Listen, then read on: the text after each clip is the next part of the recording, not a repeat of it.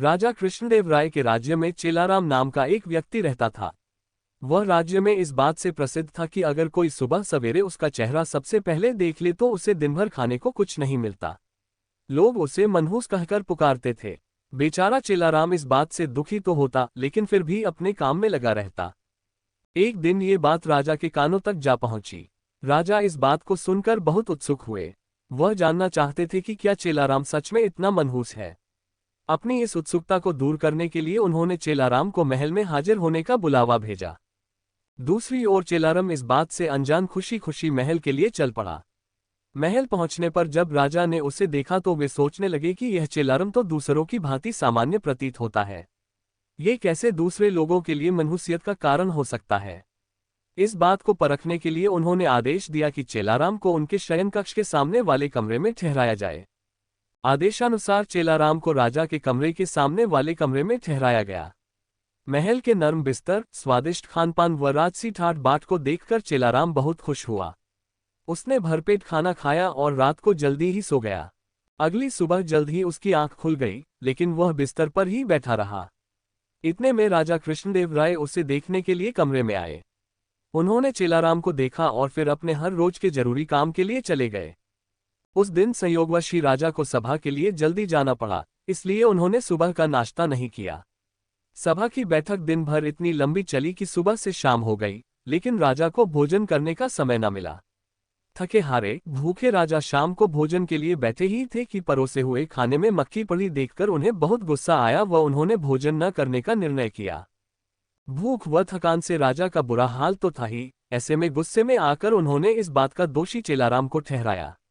उन्होंने स्वीकार कर लिया कि वह एक मनहूस व्यक्ति है तथा जो कोई भी सुबह सुबह उसका चेहरा देख ले तो उसे दिन भर अन्न का एक निवाला भी नसीब नहीं होता। उन्होंने गुस्से में आकर चेलाराम को मृत्युदंड की सजा सुनाई और कहा कि ऐसे व्यक्ति को राज्य में जीने का कोई अधिकार नहीं है। जब ये बात चेलाराम को पता चली तो वह भागा भागा तेनालीराम के पास पहुंचा। उसे मालूम था कि इस सजा से उसे केवल तेनालीराम ही बचा सकते हैं। उसने उन्हें अपनी पूरी व्यथा सुनाई। तेनालीराम ने उसे आश्वासन दिया और कहा कि वह न डरे और जैसा वो कहते हैं बिल्कुल वैसा करे। अगले दिन फांसी के समय चेलाराम को लाया गया। उससे पूछा गया कि क्या उसकी कोई आखिरी इच्छा है। जवाब में चेलाराम ने कहा, हाँ, वह राजा समेत पूरी प्रजा के सामने कुछ कहने की अनुमति चाहता है।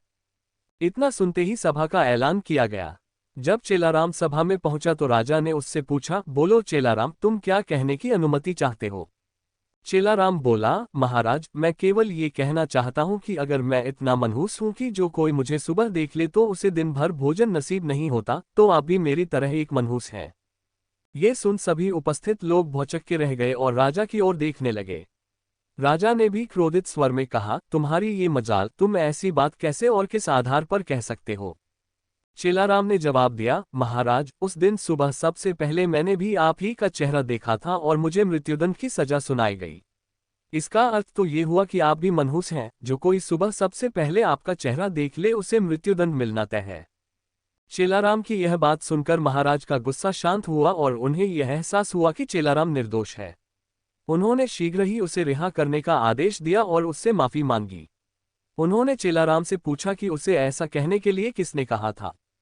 चेलाराम ने जवाब दिया, तेनालीराम के अलावा कोई और मुझे इस मृत्युदंड से नहीं बचा सकता था, इसलिए मैंने उनके समक्ष जाकर अपने प्राणों की गुहार लगाई थी। ये सुनकर महाराज अत्यंत प्रसन्न हुए और उन्होंने तेनालीराम की खूब प्रशंसा की।